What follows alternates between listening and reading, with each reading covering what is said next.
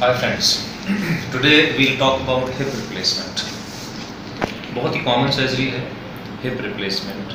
Knee replacement के बारे में तुम काफ़ी जानती हो। काफ़ी लोगों को कूल्हे में तकलीफ होती है जिसको हिप आर्थराइटिस कहते हैं। कुछ लोगों को AVN होता है, एवास्कुलर नेक्रोसिस। कुछ लोग स्टेरॉयड लेते हैं, उनका हिप खराब हो जाता है। अनफॉर्चुनेटली हिप की जो प्रॉब्लम्स होती हैं वो यंग पेशेंट्स में होती हैं, patients in their 20s and 30s।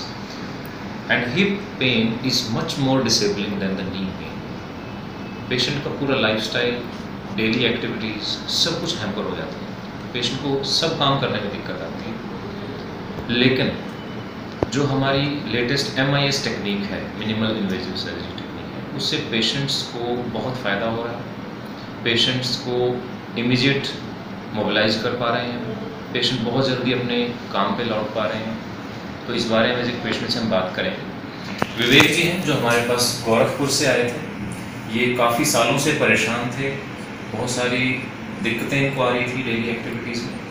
ये अपने बीमारी के बारे में, इनका क्या ऑपरेशन हुआ है और उससे इनको कितना फ़ायदा हुआ है उसके बारे में बताएंगे। आज इनको ऑपरेशन किए सिर्फ 14 दिन में, 2 weeks, only 2 weeks later he has come to us।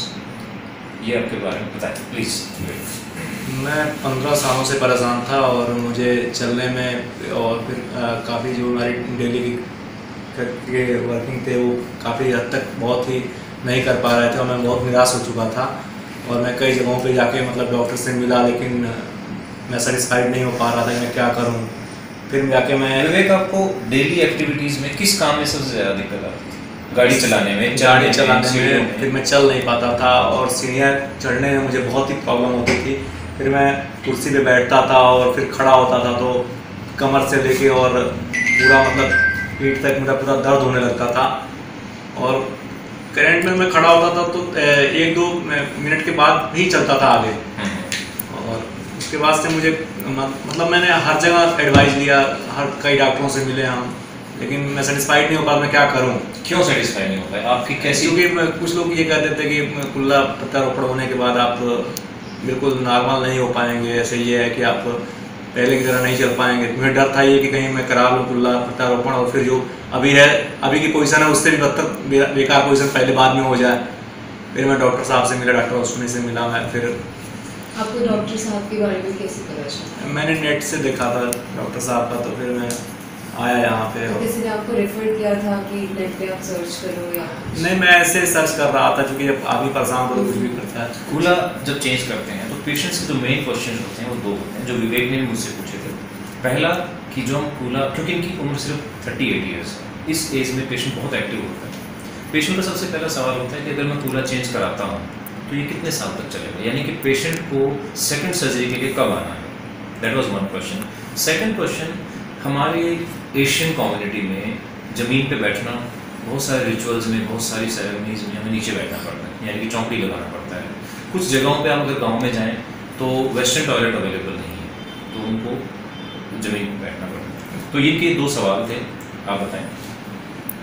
जब मैं डॉक्टर साहब से मैंने पूछा कि मैं ज़मीन पे बैठ पाऊँगा या नहीं बैठ पाऊँगा, मैं उसको बैठ पाऊँगा नहीं बैठ, तो डॉक्टर साहब ने मुझे बताया कि आप ऑपरेशन कराओ, उसके बाद आपको बिल्कुल आप सही हो जाओगे और आप बैठोगे। तो फिर आज मुझे ऑपरेशन कराए हुए 2 weeks हुआ और मुझे ये लगता है कि मैंने सर्जरी कराया हुआ, इसमें कुछ पड़ा हुआ है। आप सीढ़ियाँ चढ़ पा रहे हैं? बिल्कुल चढ़ता हूँ मैं, 3 से 4 मंजिल तक अपने आप चला जाता हूँ, फिर नीचे आ जाता हूँ। चलने में भी कोई प्रॉब्लम नहीं है। जैसे मैं पहले अभी चला तो उससे बहुत ही अच्छा अभी रिस्पॉन्स है मेरा 14 दिन के अंदर में। तो आप समझ सकते हैं कि MIS टेक्निक में, क्योंकि हम मसल्स को डैमेज नहीं कर रहे हैं, तो patient is able to climb stairs आराम से, 4 मंजिल तक ये चढ़ पा रहे हैं। इनको क्योंकि यंग पेशेंट है, हम एक नॉर्मल हिप रिप्लेसमेंट, आप देखिए ये एक हिप रिप्लेसमेंट एक मॉडल मैं आपको दिखा रहा हूँ। ये एक सॉकेट होता है और ये हमारा हिप रिप्लेसमेंट का जो फीमर, यानी कि हमारी थाई बोन में जो इम्प्लांट जाता है, ये इस तरह से होता है।